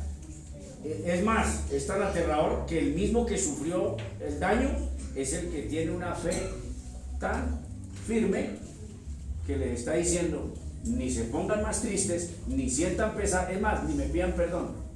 Papito Dios me mandó adelante de ustedes para preservarlos a ustedes. Y entonces usted dice, amado Dios, precioso, y no había otro método como que él se enamorara de una egipcia y saliera caprichoso a irse para allá. Un método bastante grotesco. Ese es nuestro Dios. Y tanto les he insistido, pero como no hay tiempo, de todas estas cosas. Mire, si su teología es mala, todo su evangelio es malo. Todo lo que usted haga es malo. Usted ora mal, usted canta mal, usted ofrenda mal, usted asiste mal a la iglesia. Todo lo que usted haga está mal, si su teología está mal. Por eso tenemos que ser 100% ¿qué? Bíblicos. Y creemos en el Dios de la Biblia, no en un Dios que se han inventado por ahí en la esquina, en el Dios de acá. Y dice Pablo, porque a los que aman a Dios, todas las cosas les ayudan a bien. Las personas malinterpretan o quieren agregar, más bien, esta es la herejía de agregar. Están diciendo, y lo he escuchado en esto del Evangelio de la Prosperidad, los que aman a Dios, todas las cosas les salen bien. ¿Eso es lo que dice la Biblia? ¿Sí es como se tergiversa la Biblia? ¿Está diciendo que todo le sale bien o está diciendo que todas las cosas, aún las cosas malas, le ayudan para qué? Para bien. Entonces Dios tiene que permitir cosas en nuestra vida porque Él es soberano. Sin embargo, nosotros hacemos escándalos, somos buenos para los escándalos. En vez de arrodillarnos y decirle, Señor, ¿qué nos quieres enseñar con esto que le pasó a la iglesia o con esto que le pasó al hermano? ¿Qué nos quieres enseñar a nosotros, amado Dios? Hijo del diablo, perverso, al infierno, a lo profundo de los infiernos. Y Dios dice, a usted lo está echando al infierno al hermano porque cometió ese pecado. ¿A usted quién lo autorizó a mandar a esa persona al infierno si el soberano soy yo? Ahora, soberanía de Dios. Y tengo miles de ejemplos. Mientras concluimos aquí. A Saúl lo desechó porque no hizo caso. Y sonrío y me parece súper chévere cuando veo a los pastores tratando de mostrar que David era más bueno que Saúl. Y uno cuenta hasta 10. Entonces se tratan de esforzar que David fue sincero, que David, y tratan de mostrar a un David bueno. Usted le ve algo de bueno a una persona que se sube a la terraza, que ve, discúlpeme la expresión, de pronto, en pelota ya la mujer, se excita, la manda a traer, la viola, porque yo no creo que ella, no, que es que el rey le manda que, y que ella se va feliz, no creo. Sin embargo, la forza, se acuesta con ella, la embaraza, cuando se detecta que está embarazada, le manda a matar al soldado más fiel que tenía. O sea, ¿ustedes me pueden calificar que eso es una persona buena? Es un canalla, con mayúsculas, a su soldado más fiel, al mejor soldado. Tan fiel su soldado que cuando vino se quedó en la puerta.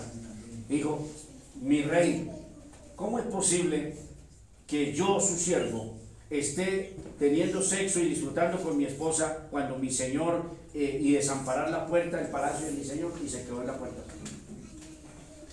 Y como no pudo convencerlo que fuera a tener sexo para achacarle el hijo, entonces lo mandó a matar. Y en el púlpito, haciendo malabares, tratando de mostrarnos que Saúl era más malo que David. Oiga, dejemos la tontería. Son dos tipos malos, ambos. Y sin embargo, ¿tuvo gracia de quién? De David. ¿Tuvo gracia de quién?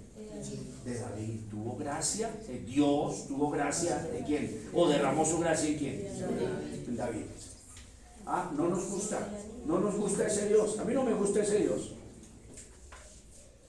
Pues el otro dijo mentiras, pues el otro fue así, pero de todas maneras tenía buenas intenciones, porque las vacas gordas las trajo para sacrificárselas a Jehová.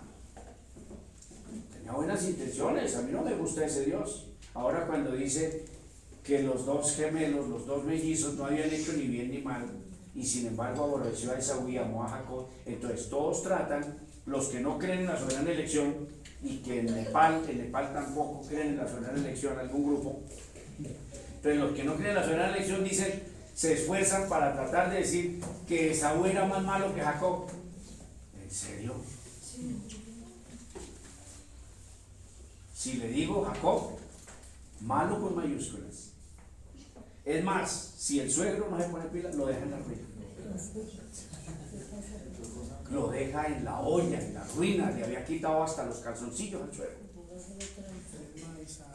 Y mintió, le mintió al papá. Y usted dice, pero ¿cómo Dios utiliza un pecado para un propósito? Es que Dios ya había determinado que la bendición sería para el menor, pero Dios le permitió y lo dejó que fuera y pecara y mintiera y engañó al papá. Se puso unas pieles y se puso la ropa de Saúl, y el papá decía, la voz es como de Jacob, pero huele al perfume del monte, de los animales, porque este era cazador y le gustaba el campo. Y entonces dice Isaac, huele a campo, huele a selva, huele a esto, pero la voz, y de todas maneras lo bendijo. ¿Con pecado? Sí, Señor, porque le estaba mintiendo al viejo.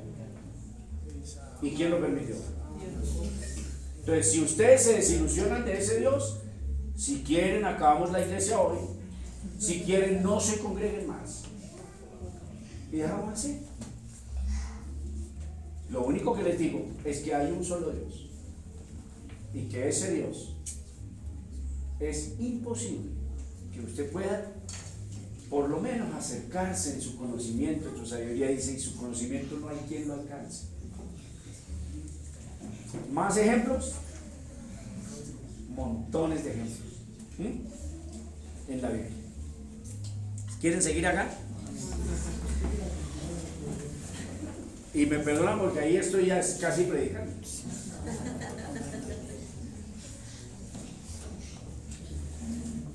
Dios me envió para preservación de vida, me envió Dios delante de vosotros, ¿cierto? 5, 4 y 5, sí, Génesis 45, 4 y 5.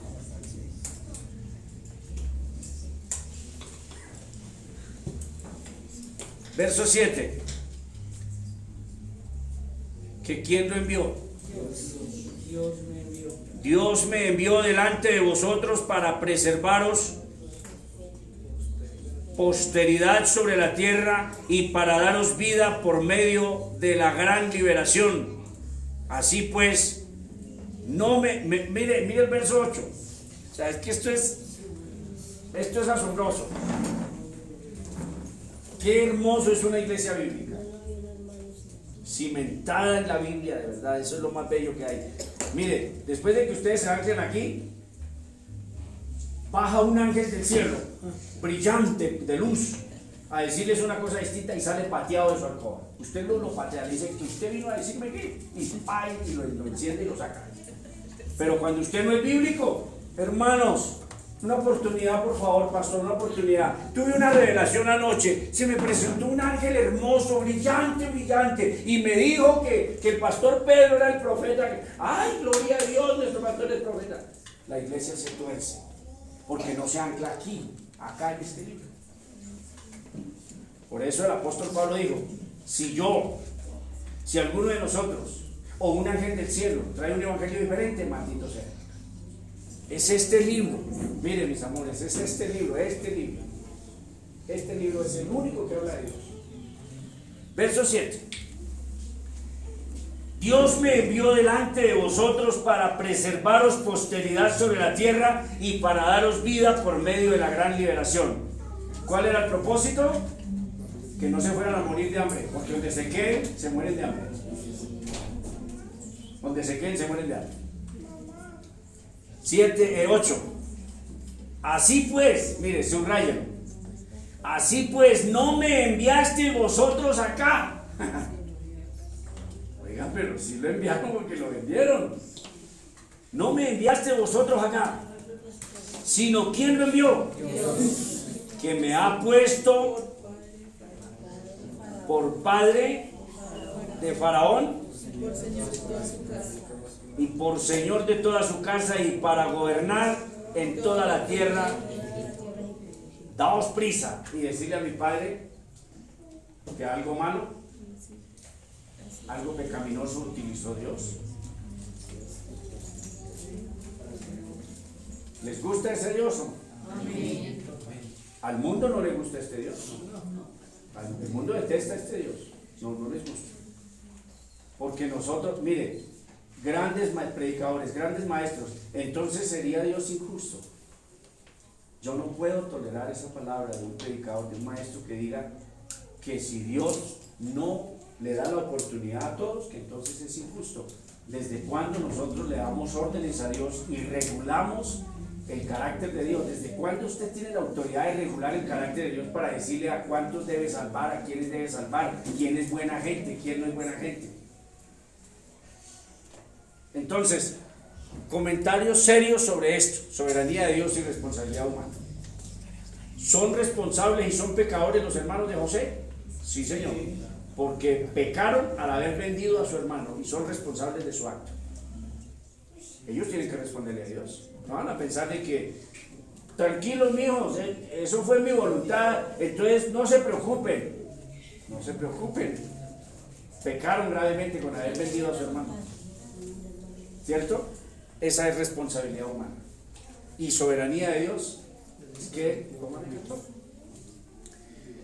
Soberanía de Dios verso, ¿qué? Soberana elección, decisión humana. Esta doctrina tiene dividida la iglesia entre calvinistas y arminianos.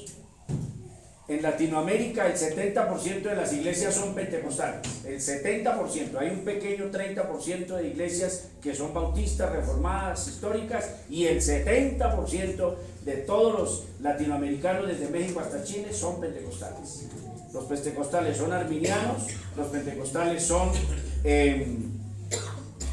se me fue la palabra, no importa, ellos creen que Dios, los calvinistas son los reformados.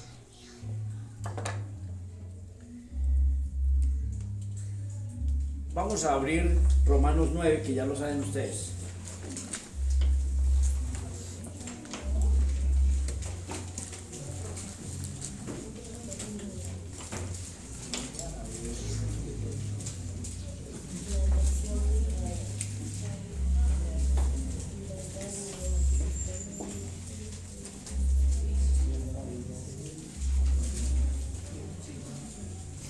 Leemos el pasaje y nos vamos para las parábolas, donde los que no creen en soberana elección dicen que Dios en esa parábola nos muestra que la gente toma la decisión. Y se los voy a comprobar que en todas esas parábolas concluye la última frase Cristo diciendo: porque muchos son los llamados y pocos los escogidos. En las parábolas que usan para decir que el hombre es el que decide. Entonces, mi Biblia dice que Pedro no decidió por su salvación, sino que Dios me escogió antes de la fundación del mundo y permitió que yo naciera, y un día en la historia de mi vida me va a traer, como los trajo a todos ustedes. Como trajo a Giovanni, a Beatriz, una católica empedernida, a Alonso, un grosero y un católico empedernido, malo, y ahí está escuchando teología. Él trae a quien quiere. Carlitos, un mujeriego empedernido, así tú fuera escoba, lo que fuera, mucho, lo que fuera, y ahí el Señor lo tiene ahí, un hombre santo, el Señor, vicioso, ¿cierto? Y todos ustedes la misma historia. Claritas, una santanderiana borracha tremenda que con los hombres sirvan esta mesa y pongan aquí aguardiente. Ahora una cristiana que ama al Señor, que busque a Dios, que ama la Biblia. Linita, una mundana también tremenda, ¿cierto? Pecadora hasta la médula. Y ella dice: los hermanos de José me quedaron todos, y aquí está. Entonces el Señor a ver, ¿cómo podemos contradecir esto? Entonces miren, yo no sé si yo ya se los leí, pero se los vuelvo a leer, y si tengo que leérselo 10 veces, se los vuelvo a leer 10 veces. Porque la palabra de la promesa, verso 9 del 9, porque la palabra de la promesa es esta. O sea, que hay una promesa que se le hace a una persona. Por este tiempo vendré y Sara tendrá un hijo. A ver, ese es el raciocinio y ese es el pensamiento teológico. ¿Había posibilidades humanas de que Sara y Abraham fueran papás? No. ¿Había la más mínima y pequeña posibilidad? No existía una mínima posibilidad. ¿Cómo se le va a ocurrir que una anciana de esos años, de 90 años, y estéril además, quede embarazada a los 90 años? Es más, ella se rió, y por eso Isaac quiere decir risa, y Dios no se molestó. Es más, Dios mismo le dijo: yo vi cuando te reíste, le dijo Dios, porque cuando Abraham le dijo: mamita, que su madre se va a quedar embarazada. ¿Qué está consumiendo, amor? ¿Encontraste un hongo en el desierto? Y entonces se ríe porque tiene razón. Es más, y Dios dijo: no, es que tiene derecho de reírse, le dijo a sus ángeles, está riendo y tiene derecho. Es más, el chino se va a llamar risa. Isaac quiere decir risa, porque da risa, ¿o no? Da risa. Una señora de no, por favor, ¿no? Y no solo esto, o sea, en el verso 9 no explico nada. No explico nada del apóstol porque no es necesario explicar nada. O sea, ya todos sabían que tenía 90 años, que el viejo tenía 100. Es más, ni siquiera por el varón, porque seguramente un anciano de 100 años ya no tiene erección. Ya no es capaz de tener una erección porque su cuerpo ya está muerto. Claro, un hombre a partir de los 50 años comienza a deteriorarse, a decaer, 60, 70, ya puede que sí pueda tener sexo, pero que esté todos los días en ello, no seamos tontos. Entonces ni el uno ni el otro, no había forma alguna, pero no explicó. Pero verso 10, no solo esto, sino también cuando Rebeca concibió de uno de Isaac nuestro padre, paréntesis, aclaró, pues no habían aún nacido ni habían hecho ni aún bien ni mal, para que el propósito de Dios conforme a la elección permaneciese. ¿Conforme a qué, Yolicita? No, mi vida, no. Conforme al propósito de qué? De la elección.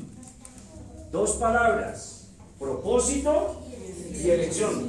Que había un propósito y que había una elección, y que para que se cumpliera esa promesa conforme al propósito de Dios, como Él quería, como Él quiere, y para que se cumpliese, porque no había ni hecho ni bien ni mal, para que el propósito de Dios, que el propósito es de quién, de Dios, y ese propósito es conforme a qué, y que tenía que ¿qué? Permanecer, no por las obras, sino por el que llama. Es decir, nadie se salva porque es más buena gente que otro, sino se salvó porque Dios lo llamó. Amén. No porque alguien sea más bueno que otro. Por eso Linita dice con sinceridad: mala pero pecadora de todo. Y todos aquí decimos lo mismo. ¿O hay alguien buena gente aquí? Si hay alguna buena gente, levanta la mano. No existe.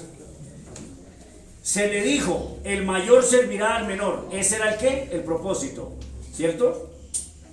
¿Y hubo pecado? No quiero que vayamos a Génesis, pero ¿hubo pecado en la forma que él se agarró la bendición? Sí, claro. Es más, cometió dos pecados. Jacob. Oiga, traigo hambre, hermano, traigo hambre. Estaba corriendo a una gacela, a un venado, porque ellos no comen carnes inmundas, sino venados y eso. Oiga, corría un venado, lo corrí durante 2 horas, vengo exhausto, huele rico, regáleme un poquito de eso. Malo, perverso. Si me vendes tu primogenitura, ¿eso no es perverso? A ver, si un hermano tiene una deuda, un hermano mío tiene una deuda, le van a rematar, no sé, alguna cosa, y yo le digo: sí, yo le doy la plata para que lo rematen, pero me tiene que dar su herencia, ¿eso no es perverso? ¿Eso no es pecaminoso? Malo. Y sin embargo, ese es el método que usa Dios. ¿Para qué? Para que el menor se llevara la bendición del papá. Se le dijo: el mayor servirá al menor, como está escrito: a Jacob amé, ¿y qué? Verso 14, el Dios que no nos gusta. Pues ¿qué diremos? ¿Hay injusticia en Dios? ¿Sí grita la gente eso o no? Sí, claro. Ah, bueno, hay injusticia en Dios. En ninguna manera. Pues a Moisés dice, tendré misericordia ¿qué? ¿Y qué? Verso 16, memorícenlo.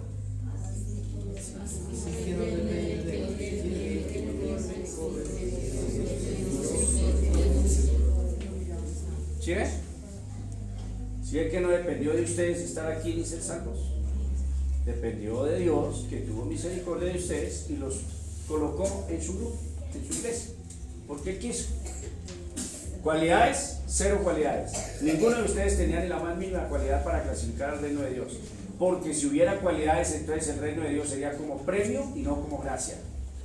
Y siempre cuando estén estudiando doctrina, mire, cuando estudien doctrina, no desenfoquen de la palabra gracia. Cuando ustedes hablan de gracia es favor que no nos merecemos. ¿Gracia es qué? Entonces, si la persona dice que Lady eligió, que un día ella decidió por su propio corazón, Lady decidió creer en Cristo, entonces es un mérito, el creer es un mérito de ella. Porque eligió, le presentaron la oportunidad y ella eligió buscar a Dios, entonces es un mérito de ella. Pero mi Biblia dice que no es del que quiere ni del que corre, sino de Dios. Tendré misericordia del que tendré misericordia y me compasaré de quién. Así que no depende del que quiere ni del que corre, sino de Dios que tiene misericordia, porque la Escritura dice, para esto mismo a Faraón, para esto mismo te he levantado para mostrar en ti mi poder y para que mi nombre sea anunciado por toda la tierra. De manera que ¿qué? Y al que quiere endurecer ¿qué? Y léanse 9, 10 y 11. Bien. Cero comentarios tontos sobre esto. Decisión del hombre. Vamos a mirar entonces un verso sobre decisión. Responsabilidad. Vamos a ir al Nuevo Testamento. Aquí hay uno fácil en Primera de Juan. Hay montones fáciles. Primera de Juan.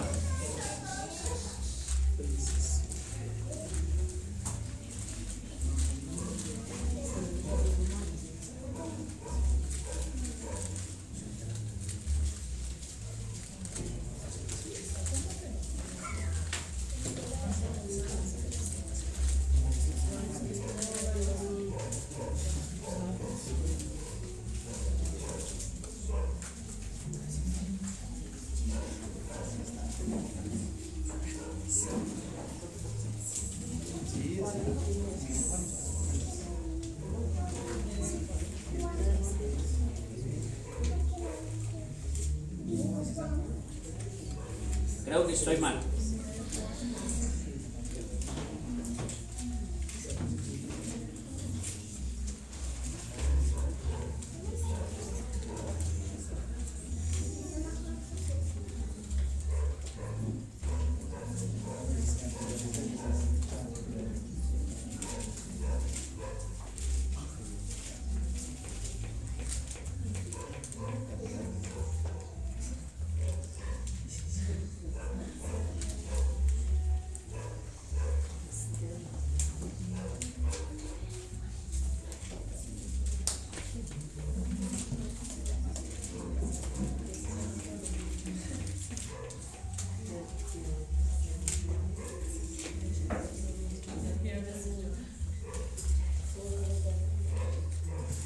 Si lo encuentran, estoy perdido.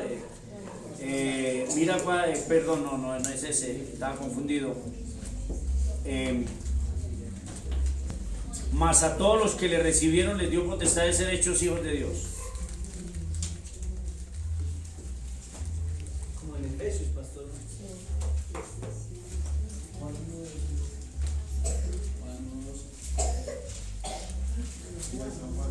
Ah, ¿es San Juan? Ve, o sea, era Juan, pero no la carta. A todos los que me recibieron, a los que creen en su nombre, les dio potestad de ser hijos de Dios.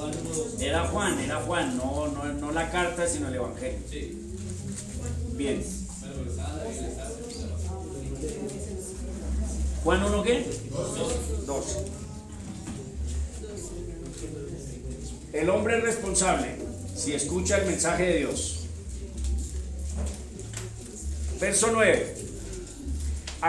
Miren, el Evangelio de Juan es tan profundamente teológico. Es un evangelio aparte.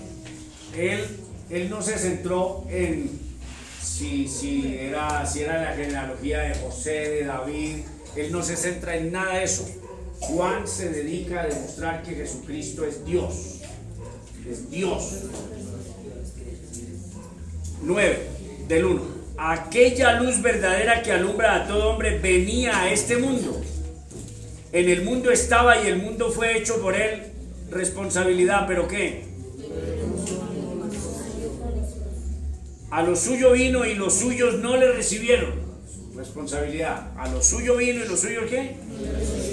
Mas a todos los que le recibieron, a los que creen en su nombre, les dio potestad de ¿qué? Soberana elección, pegada al verso 12, pegada a la soberana elección. Los cuales no son engendrados de sangre, ni de voluntad de carne, ni de voluntad de varón, sino de ¿quién? ¿Sí ve? Ahora si me ayudan con la parábola de las bodas, debe estar en San Mateo, ¿cierto?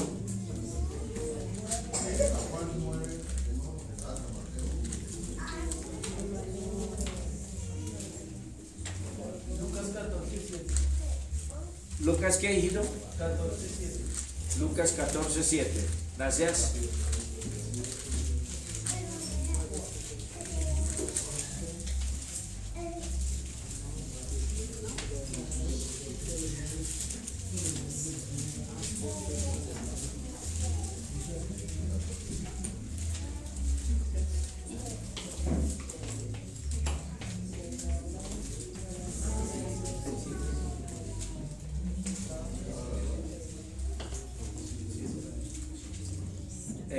Pero leamos el 15. 15 del 14. Oyendo esto, uno de los que estaban sentados con él a la mesa dijo: bienaventurado el que coma pan en el reino de Dios. Entonces Jesús le dijo: un hombre hizo una gran cena y convidó a muchos. ¿Hizo una gran cena y qué? Convidó a muchos. Y a la hora de la cena envió a su siervo a decir a los convidados: venid, que ya todo está preparado. Y todos a una comenzaron a excusarse. El primero dijo: he comprado una hacienda y necesito ir a verla, te ruego que me excuses. Otro dijo: he comprado 5 yuntas de bueyes y voy a probarlos, te ruego que me excuses. Y a otro dijo: acabo de casarme, por tanto no puedo ir. Vuelto al siervo hizo saber estas cosas a su señor. Entonces, enojado, el padre de familia dijo a su siervo: ve pronto por las plazas y las calles de la ciudad y traer acá a los pobres, los mancos, los cojos y los ciegos. Y dijo el siervo: señor, se ha hecho como mandaste y aún hay lugar. Dijo el señor al siervo: ve por los caminos, por los vallados, y fuérzalos a entrar, para que se llene mi casa, porque os digo que ninguno de aquellos hombres que fueron convidados, ¿qué? Gustará mi cena. Y el capítulo termina diciendo: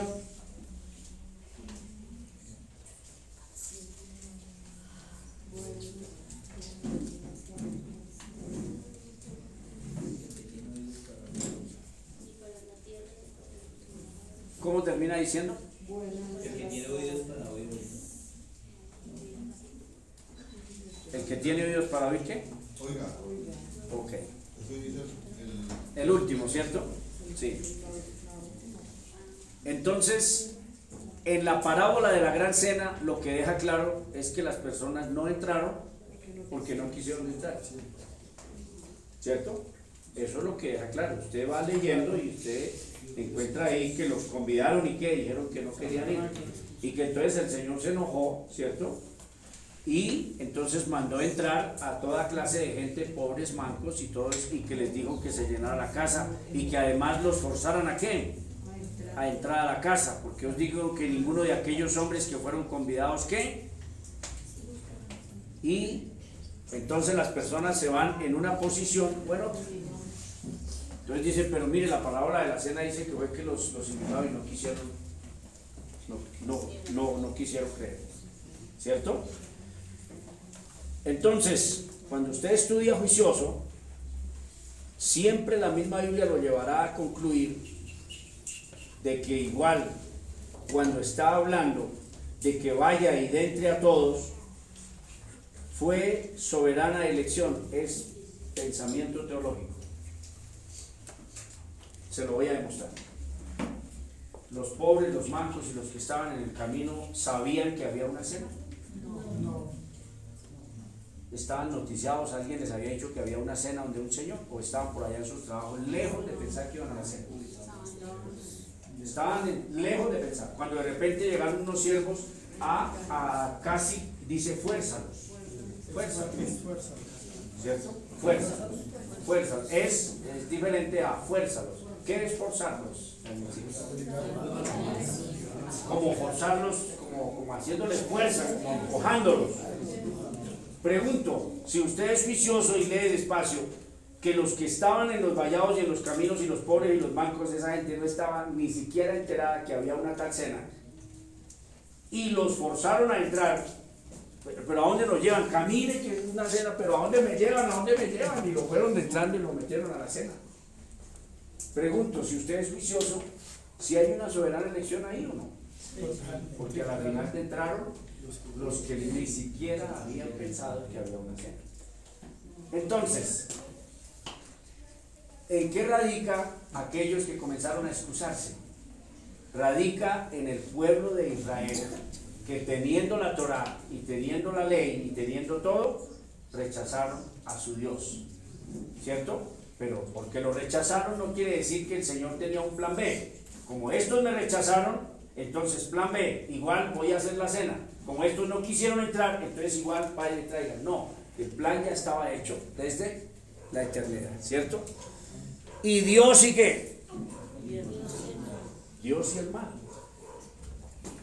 Pero pues hombre, uno dice, un Dios santo, ¿cómo puede permitir que haya qué? Que haya mal. Esto es contradictorio, esto es tremendo. Claro, esto es tremendo, difícil. ¿Qué horas tenemos? Las 7 de la noche. Es decir, que llegamos hasta aquí. Entonces, me van a hacer este trabajo juiciosos.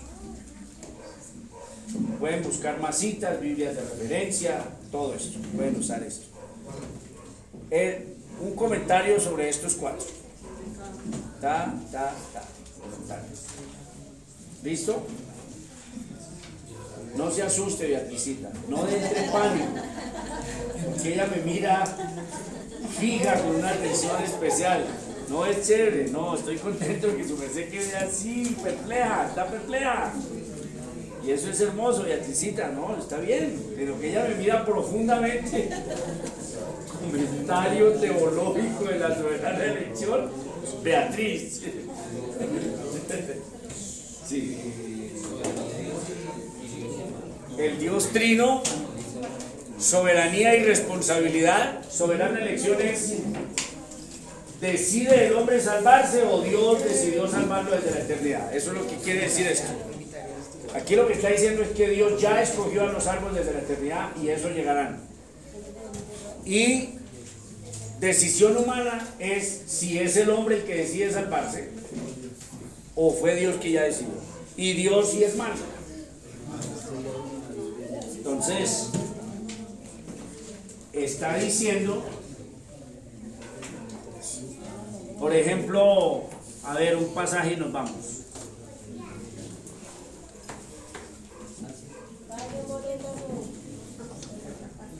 Habacuc.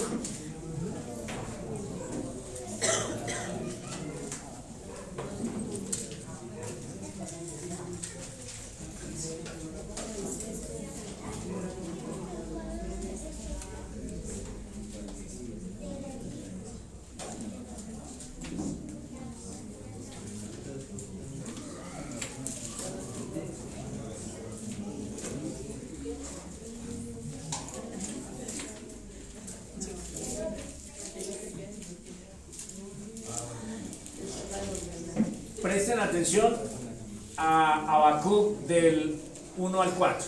Vamos a prestarle atención y ahí les doy una pista para el último, que ya no hay tiempo de hablar sobre Dios y el mal. Ya lo tienen Habacuc. Está en la Biblia. Está en las Sagradas Escrituras de ese libro. O sea, no... Habacuc 1, del 1 al 4.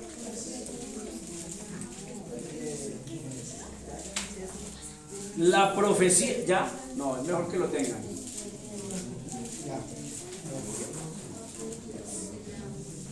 No se preocupe, Josecito, ya guarda, no se preocupe.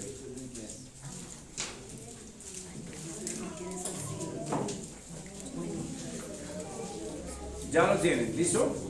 Miren. La profecía que vio el profeta Habacuc. Y arranca el profeta diciendo que no encaja en su pensamiento teológico. Él está pensando teológicamente. Dice Habacuc: no me cuadra en mi pensamiento teológico que veas el mal sobre la tierra y te quedes de brazos cruzados. Escuchen a Habacuc haciéndole preguntas a Dios. ¿Hasta cuándo, oh Jehová, clamaré y no oirás? Y daré voces a ti a causa de la violencia y no salvarás. ¿Por qué me haces ver iniquidad y haces que vea molestia? Destrucción y violencia están delante de mí, y pleito y contienda se levantan, por lo cual la ley es debilitada y el juicio no sale según la verdad. Por cuanto el impío asedia al justo, por eso sale torcida ¿qué? La justicia, y está molesto y está preguntándole a Dios que en su raciocinio teológico, en su pensamiento teológico, ¿qué? No encaja. Pregunto, de los 8.000 millones de seres humanos, como que más de 8.000 no sé qué millones, todo el mundo practica el mal, ¿cierto?